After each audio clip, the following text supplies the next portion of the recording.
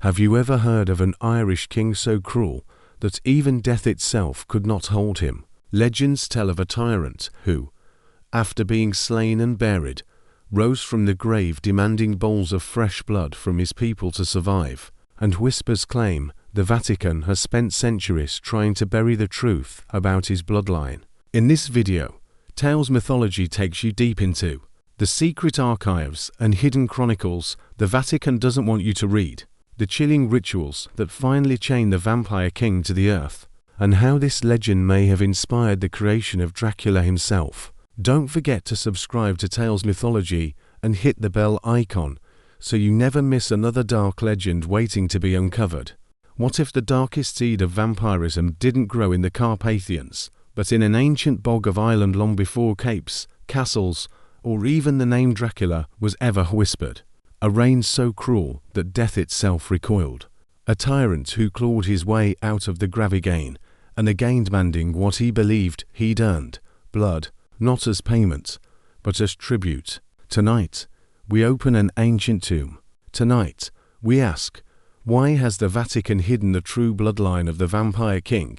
Welcome to Tales Mythology, your deep dive into legends lost in darkness, power behind myth, and the secrets that linger in forgotten texts. If you believe myths carry hidden truth, stay, because this is a story about tyranny, resurrection, ritual, and the lineage so dark that the gates of holy vaults tremble at its name. Legend whispers of a valley in the northern wilds of Ireland, a place cloaked in mist and sorrow. The hills murmur with restless wind, the soil seems acid to life. In this vale once ruled a dwarf kingsman of body, vast of cruelty. His throne was fear, his tax, blood.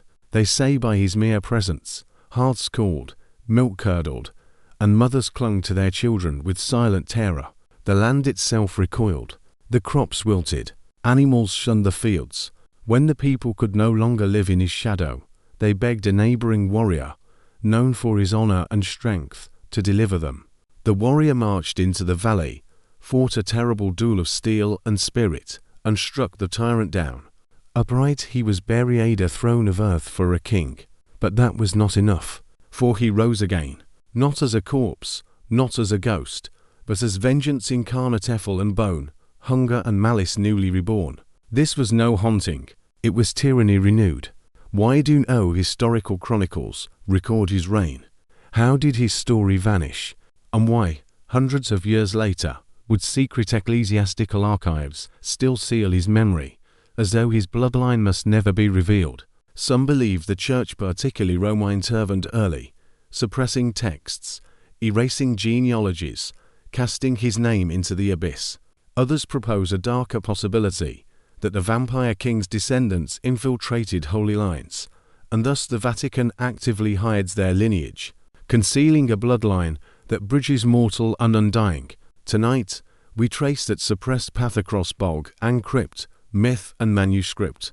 We examine how folklore, ritual, and ecclesiastical power conspired to bury not only a king, but the memory of his lineage. We begin with a valley lost to sorrow, and a tyrant who refused to die. Imagine walking through wild hills in a cold drizzle. Blackthorn thorns tear at your skin. The wind wails like a mourning spirit. The earth beneath you feels hollow, as if the ground remembers something it fears. This was the realm of the Irish revenant king, a land scarred by his cruelty, a people shackled by terror, a ruler whose appetite transcended blood. It was control, sacrifice, dominion. But myths don't emerge in vacuum. To understand the king, we must first understand the beliefs of his people. In early Ireland, the living and the dead lived closer than we might imagine. Mounds were thresholds, not tombs. Spirits walked at night. Trees hid secrets. Rituals bound unseen forces. And when a ruler died violently or unjustly, the belief held sometimes death was not enough. Here lies the foundation, the notion that evil, once rooted, might not stay put. It may claw its way back if the proper rites aren't performed. Tonight, we journey into that ancient fear. We learn the ritual language that binds the dead, the inversion of grave, the thorns warning, the burial spells older than Christian crosses. And we ask, how did the Church reframe this terror? How did vampire myth become Catholic myth? But for now, let us walk into the haunted valley and listen. They called it Glen Nolleen Valley of the Children, thou no laughter rang there. Beneath a sky the colour of lead, the land sloped into darkness. The hills surrounding it rose like sleeping beasts, their backs broken by centuries of storm.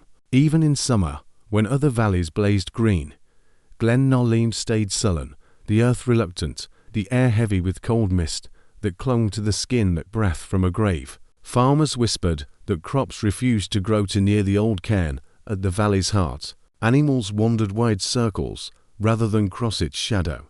When winds tore through at night, they carried a sound like weeping not of one voice, but of many.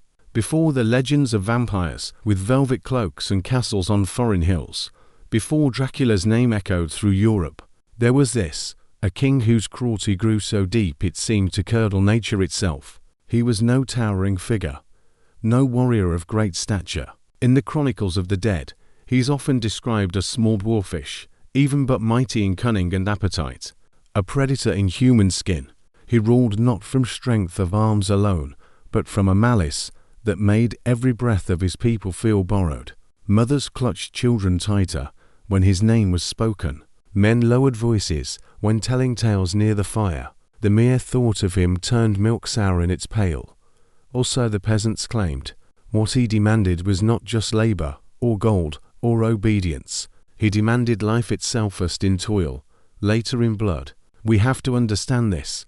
In early Irish law, the king embodied the health of the land. A good king meant fertile crops, strong cattle, full granaries. A corrupt king meant blight, famine, death.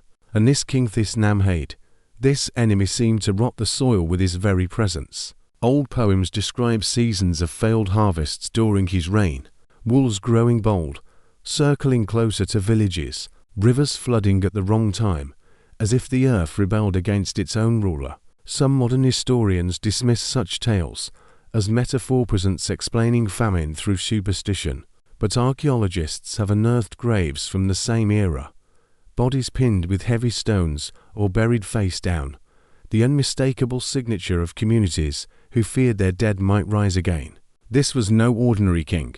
This was the kind whose memory you try to kill twice, first in body, then in story. Finally, desperation hardened into courage. The people sent runners over the hills to a neighbouring chieftain known for his honour.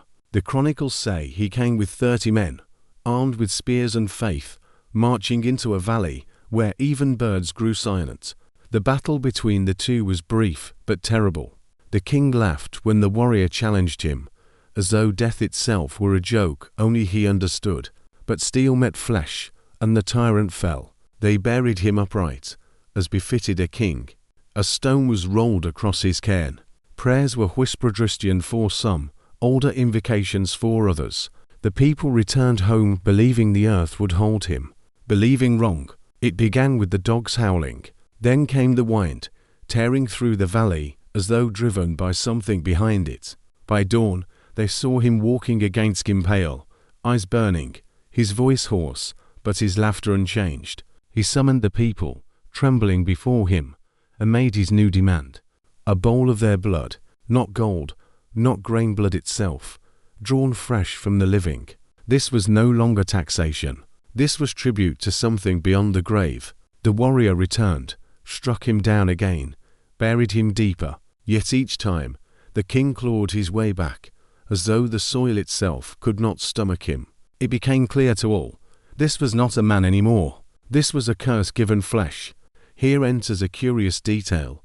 Centuries later, when Christian scribes recorded Irish folklore, references to the blood-drinking king appear briefly, then vanish. Some scholars suggest monastic orders deliberately erase parts of the tale, branding it heathen superstition.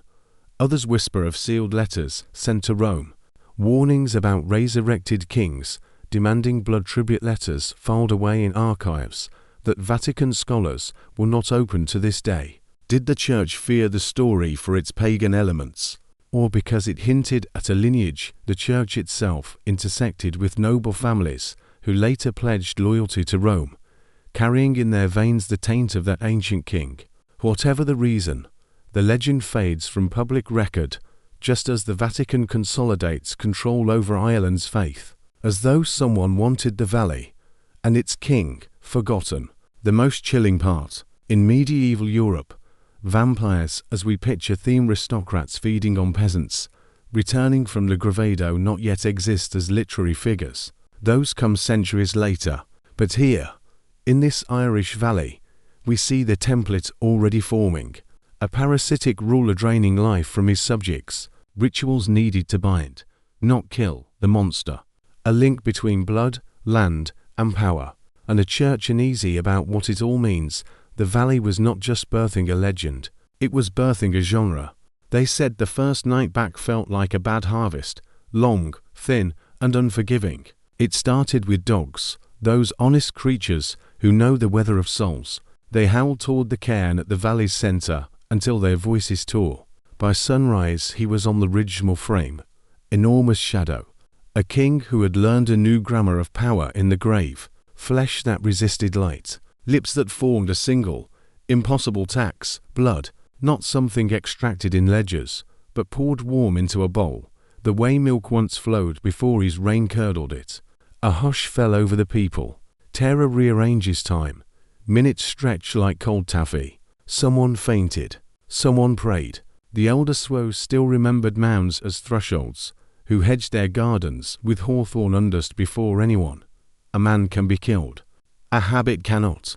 And what he returned with was habit transformed into hunger. The neighboring warrior came when summoned. Honor behaves predictably in a world where evil does not. He arrived with his 30, and the banner stitched by grief-struck hands. The people formed a ring around the cairn. The king laughed like a rusted hinge. The fight did not feel like a duel. It felt like two worlds grinding, iron-kissed flesh. There was a smell of winter peat and hot copper. The warrior took a wound that rang the bone. He returned it with a cut that whispered finality. The tyrant collapsed, mouth a dark flower. And yet, even as they buried him, it was different this time. The ground seemed to accept him without promise. They set him deeper. They stacked the heavy slab. They planted Thornich's barbed signature on a boundary. The people slept for the first time in months. He returned on the third day. This is where the legend becomes an argument with reality. The warrior grew thinner. Hope lost its speaking voice. Every burial became a rehearsal for the next assault. Children learned to wait quietly. The midwives began to carry iron needles in their hair if iron could sentence a nightmare. We tell ourselves technology ends old fears, but the valley had already learned a sharper lesson. Force can only interrupt a curse. It cannot cancel it. The warrior saw what the people were afraid to name aloud. He sheathed his sword as if closing a book that didn't contain the answer. He went to look for one. Cutaway mini-story, true anecdote, used mid-video to keep viewers engrossed. In 2009, archaeologists working a site in Southwell, England, uncovered a medieval skeleton with iron stakes through its joints. In Poland, bodies were found with bricks between the teeth. In Bulgaria, corpses pierced with iron rods. None of these people were vampires. They were proof of communities that had faced a pattern they didn't know how to stop, then invented ritual to pin terror in place. These were technologies of memory as much as protection acts that say, we will not let this repeat. Back to the valley, the warrior, now limping, walked toward the only technology older than iron ritual. He sought a knower. Stories name him a druid, others name him a saint. Those categories matter to scribes. They matter less to villages that just need their nights back. The knower lived where roads hesitate, between a hawthorn grove and a tumulus where the grasses grew short as hair on a priest's crown. The knower's cottage smelled of smoke and winter herbs. On the table were things that make sense only in the hands that use them, a knot of red thread, a shard of antler, a bowl blackened with age, a cross fashioned of a tree that kills if brewed wrong and cures if brewed right. You've been fighting a memory, the knower said without turning. His voice had the patient weight of a tide, and memories don't bleed. The warrior laid the story down like a sword. The king who would not die, the bowl that must be filled, the land that shrinks from planting. What can a man do, he asked, when death says no? Stop behaving like a soldier.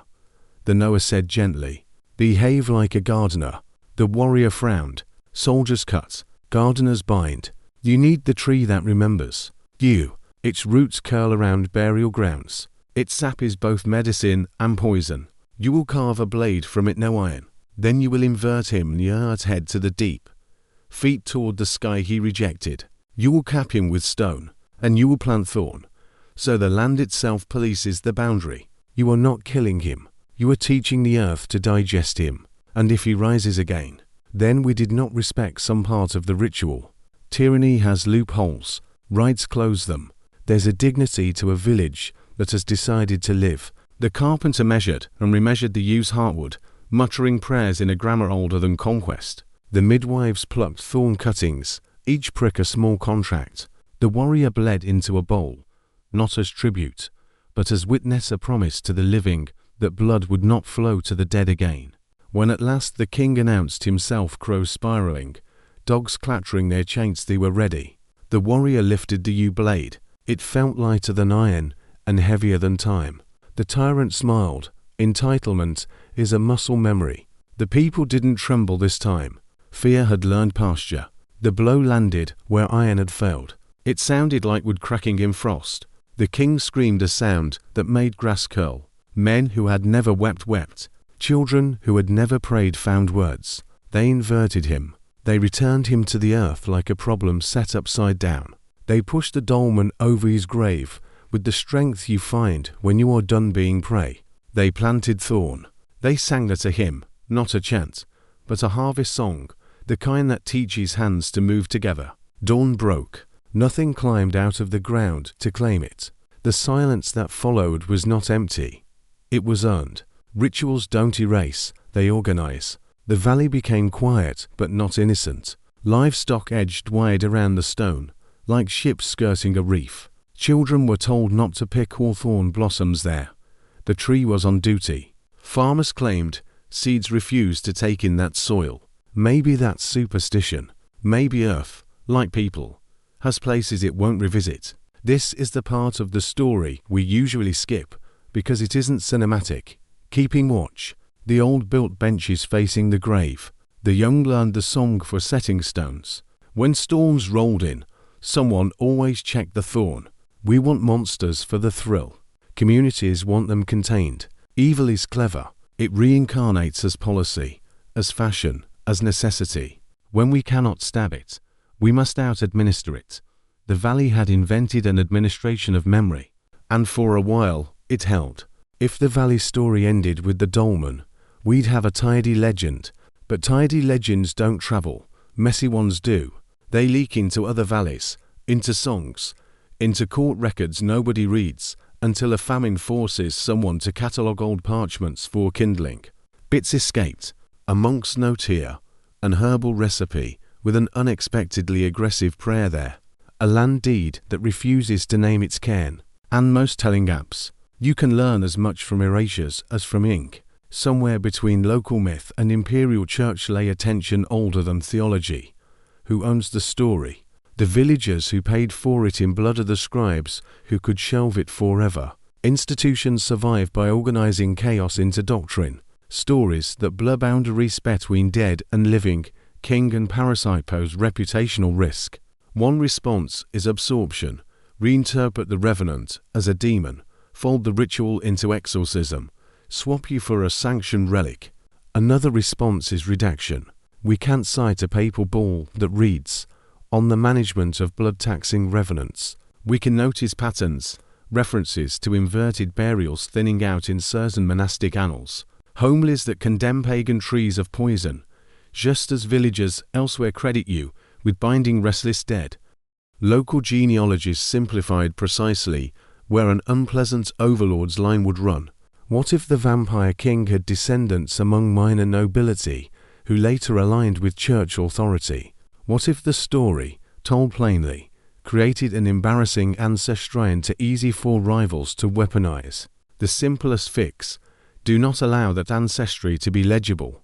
Bury the king twice, once in soil, once in archives. This is not proof, it is a motive. Empires curate memory. Survival requires it. Centuries later, An Irish writer grows up hearing famine stories, funerary keening, and accounts of the walking dead, told in whispers beside turf fires. When he finally builds his great monster, he will dress it in foreign clothing to suit the audience, but its bones will feel familiar. Aristocratic hunger, ritual countermeasures, and communities huddling together to invent procedures that keep night survivable. Bram Stoker's Dracula 1897 is often said to lean on Vlad Gapek and Balkan Lorraine. It does, but Irish cultural anxieties and undead traditions likely coloured its marrow. Even pop explainers and summaries of Stoker's influences point to how Irish folk horror and famine memory seep into the shape of Dracula. Blood as life, aristocracy as predation, ritual as technology, Victorian propriety as veiling terror. Literature is a harbour where rough myths put on uniforms. The Irish revenant enters as an immigrant, gets renamed, learns a new etiquette and keeps the same appetite. Let's braid the conspiracy strand the title promise responsibly, as theory, not as history we can footnote. Imagine a thin line of descent from the Valley King running through a minor lordship that survived because it learned not to be noticed. The blood remembers, not in fangs and immortality, but in habit, and instincts attacks until marrow, to manage memory, to prosper when neighbours starve. The family gives sons to the church. One becomes a bishop, a cousin finances a reliquary. A niece marries into a continental house. Scribes reconcile pedigrees. The cairn loses its name on maps. Once you're looking for it, you see echoes everywhere, noble lines that grow fat during blight. Clerical letters warning against dangerous recollections in backcountry storytelling. A thorn tree cut down during an enclosure and replanted discreetly behind a wall. Is that a vampire bloodline? No, it's something harder to kill. A tradition of extraction. Vampirism as political economy. That's the version of the hidden bloodline. The Vatican would have a motive to keep quiet, not because it's supernatural, but because it's embarrassingly human. Myths make excellent safes for those truths. The lock is laughter. Surely you don't believe in vampire kings? No, but I believe in families that feed forever. Story 1. The Archive Room. A junior researcher in a diocesan archive in the 1890s is tasked with cataloguing boxes from a dissolved priory. He finds a vellum folio with the top razored off. What remains lists finds in kind: grain, butter, 1 bowl, fresh, at the new moon.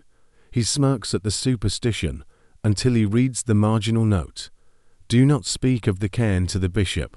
The people become unreasonable when reminded.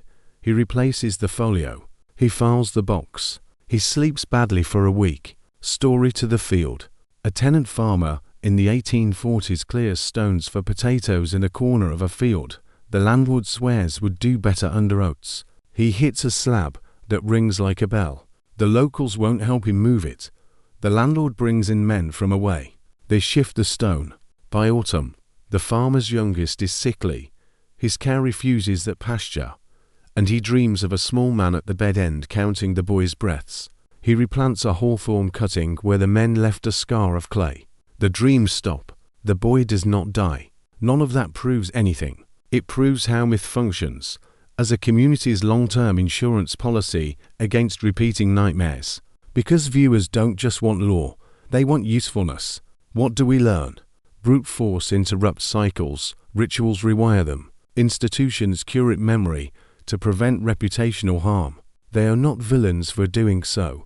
They are simply behaving institutionally. Vampire is a word we gave to predation that looks normal in daylight. Communities build technologies of binding songs, stones, and thorns as much organizational as magical.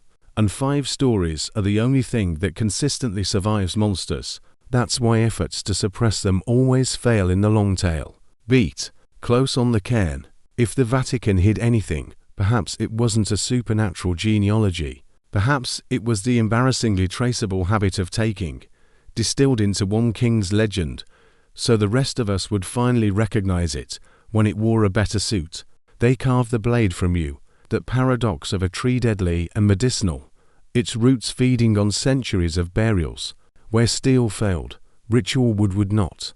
The druid or sent, depending on who writes the story, supervised the shaping.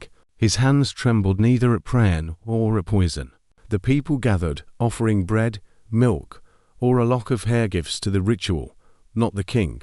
The blade's handle was rubbed with ash. Its point, hardened by flame, was cooled in the stream where cattle would not drink. Everything meant something. That's how ritual works. Layers of meaning wrapping fear in choreography so terror can't improvise. The tyrant rose again near midwinter. Snow muted the hills. Crows burned black against the white. This time the people did not run. The warrior stood at the cairn, blade across his palms like an offering. The king laughed as always cruelty ages, but mockery keeps young. Then the blow came. Wood pierced where iron had sung uselessly before. His cry, they say, made birds drop dead mid-flight. The snow steamed where it fell. Some legends claim he cursed the land with his last breath. Others say he promised to return when the thorn rotted. Either way, he fell silent. They dug fast, not deep. Depth alone had failed before. He was buried head first, as though the earth were swallowing him wrong end first. A final insult from the living. Arms bound, legs stiff as legend, face pressed into soil he had once taxed until it bled. Over him they rolled the dolmen, a slab taken from a hill older than history. Its surface carved with spiral marks, whose meanings even the druids had forgotten. They planted hawthorn. Its roots would drink what he could not. This was no longer burial. This was imprisonment. Modern minds stumble here. Stakes, stones, upside-down corpses. It sounds like superstition until you realize it was early psychology at work. Communities process terror by giving it boundaries. The hawthorn says this far, no further. The inversion says you will dig yourself deeper if you rise. The dolmen says even the sky refuses you. These were not just acts. They were memories in stone. Long after names fade, people remember not to plant near that mound, not to whistle after dark, not to disturb the slab that keeps history from breathing again. Some claim church envoys arrived weeks later, that they performed Latin blessings over the grave, folding pagan choreography into Christian prayer so Rome could earn the victory. Stranger still, a few generations on, parish records mention land boundaries around the cairn, but never the cairn itself, as though maps developed selective memory. By the time monastic scribes collected local folklore, the story appears clipped, details missing like teeth from an old skull. A lineage erased here, a date softened there. The Vatican denies nothing because it mentions nothing. Silence makes an excellent accomplice. Life returned awkwardly. Children played again, but avoided the mound's shadow. Farmers worked fields, but left a ring of wilderness around the hawthorn. Some said the grass grew paler near the dolmen. Others claimed the air itself felt heavier, like a cathedral too small for its echoes. Every spring someone checked the slab for cracks. Because you can kill a man, you can even bind a monster, but fear needs annual maintenance. The cairn stayed shut. Seasons turned like oxen at the plough. Children grew, married, buried their own dead elsewhere. But the memory never left. Farmers claimed cattle calved early if pastured too near the thorn. Others swore the well water turned brackish, the storms rolled over the mound. Real or not, such beliefs have weight. They shape behavior. They fence off places maps label, but never explain. The valley learned to live beside its secrets the way villagers anywhere live beside cliff edges or quicksand, not fearfully, but attentively. Songs emerged, crooked as the thorn itself. Do not wake the king below. Feed the roots and let him go. Children sang it skipping ropes. Old women muttered it while stirring porridge. Folklore stores instructions, the way D and A stores instincts. The people might forget the burial's date, the warrior's name, even the king's crimes, but they remembered procedures. Don't break the thorn. Don't move the stone. Don't mock the dead where the wind can carry it. Culture survive by saving such warnings in rhyme, and superstition long after literacy arrives to mock them. Centuries later, archaeologists across Europe start finding similar graves, bodies pinned with iron rods, corpses buried face down, stones weighting ribs or necks. Academics debate deviant burials as if villagers 1,000 years ago held conferences on metaphysics. In truth, they were solving practical problems. When terror knocks twice, you answer with engineering. Every inverted skeleton in a museum drawer whispers the same thing. Someone came back once. We made sure they didn't again. Some folklorists note how aggressively later church writings condemn old superstitions. Yet many rural parishes quietly kept them lighting candles on certain nights, trimming hawthorn carefully, refusing to plough cairn fields. It's as though Christianity built a cathedral over something older, rather than tearing it down. A cooperation, not a conquest. But the Vatican keeps archives sealed. Some documents surface clerical priests fretting about pagan survivals, yet anything naming families or locations near the valley rarely escapes into public record, as though the king's descendants still walked in robes instead of armor, because every generation meets its own form of the undying king. Dictators who fall, then return in slogans, systems that collapse, then resurrect under new acronyms, hungers that wear crowns one decade and corner offices the next. Myths teach pattern recognition. They say, when the old hunger returns, sharpen more than swords, sharpen memory. The valley learned. Whether Rome learned is another question. The valley wasn't alone. As centuries passed, whispers of restless dead kept surfacing like weeds through old pavement. Archaeologists now give them neutral names: deviant burials, apotropaic practices, funerary anomalies. Villagers called them something simpler: insurance. From Ireland to Poland, Bulgaria to the Baltic, digs reveal the same motifs. Stones pinning corpses at necks or chests, heads removed and placed between knees, bodies inverted like condensed seeds. These weren't random acts of cruelty. They were standard operating procedure when someone died under suspicion: a tyrant, a murderer, someone whose shadow fell too far across the harvest. Scholars argue whether famine, plague, or folk belief drove these rites, but the consistency across borders suggests shared fear, not coincidence. One site in Poland even yielded a woman's skeleton with a sickle laid across her throat so, if she rose, she'd behead herself on the way up. That's not metaphor. That's a community learning curve. Medieval Europe traded more than spices and silver. It traded stories. Soldiers returned from crusades with relics, scars, and legends. Monks carried manuscripts across Alps and islands. Minstrels stitched rumors into ballads that walked faster than armies. If an Irish valley learned to bury its tyrant upside down, it wouldn't stay a local secret for long. Pilgrims swap miracles. Merchants swap recipes. Peasants swap methods for keeping the dead politely dead. By the 14th century, Slavic tales of uppers and strigoi joined Western European murmurs about Nachihoroskorpsitas and Drogas in the north. They wear different clothes. They share the same appetite.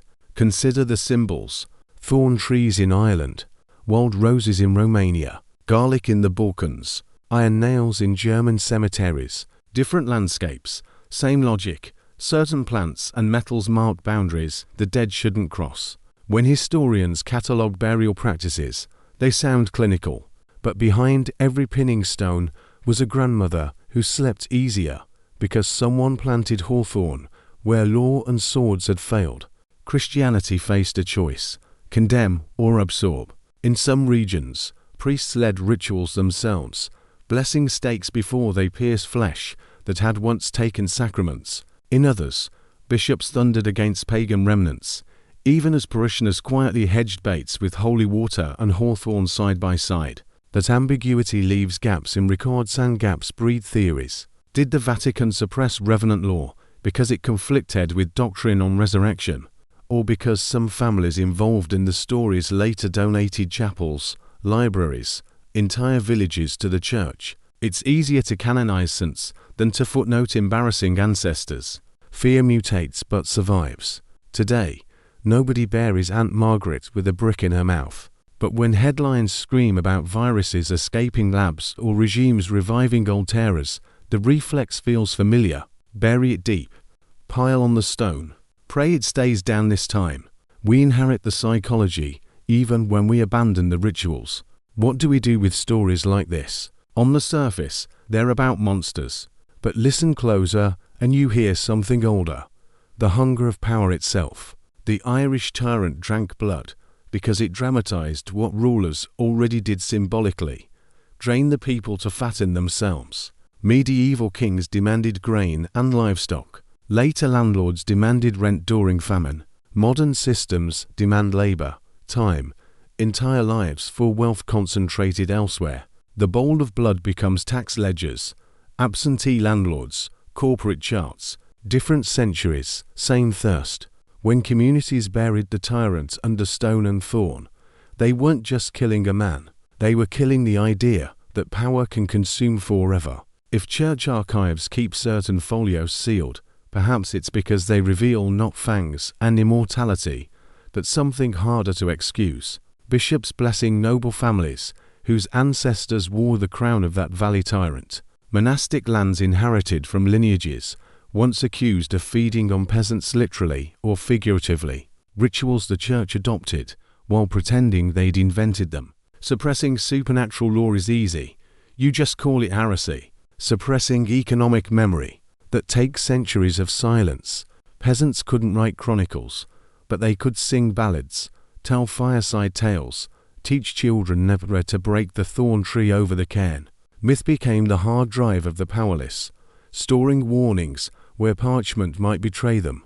That's why Bram Stoker's Dracula feels bigger than one count in one castle. It carries freight from older villages where memory learned camouflage. In Hungary, 1514, peasants rose against nobles, demanding relief from crushing taxes. Chroniclers describe rebels hanging landlords from trees. Centuries later, local legends claimed some nobles returned as Strigoyen dead monsters, demanding blood long after their bodies burned. History and folklore blurred, because both remembered the same thing. Extraction never dies quietly. So when you hear of a tyrant buried upside down under stone and thorn, ask, who gained from forgetting his name? Who still carries his habits in boardrooms, palaces, parliaments? What vampire today wears a face too ordinary to fear? Myths survive because reality keeps auditioning for their roles. The story could end with the cairn sealed and silence restored, but myths don't stay buried any better than tyrants do. Every generation dresses the vampire in new clothes. A medieval king with a bowl of blood, a Victorian count with a lawyer's courtesy, a modern leader draining coffers while smiling for cameras. We don't tell these stories because we believe in monsters. We tell them because we keep meeting them. Did the church hide a vampire bloodline? Probably not in the cinematic sense of coffins under St. Peter's Basilica, but in the sense of archives concealing intersections of faith, power, and families with skeletons under literal stones. That silence feels less like superstition and more like self-preservation, because myths embarrass institutions when people notice the metaphors pointing too close to the present. What finally ended the tyrant's reign wasn't a sharper sword. It was a community learning ritual, collective action, memory, symbols older than fear itself. The Eustake said, life has limits. The inversion said, power must answer to earth, not the other way around. The thorn said, we remember where you lie. Today we trade you 4 laws, thorns for journalism, cairns for constitutions. But the principle holds, bind power before it learns to rise again. Under that Irish mound, roots still clutch stone.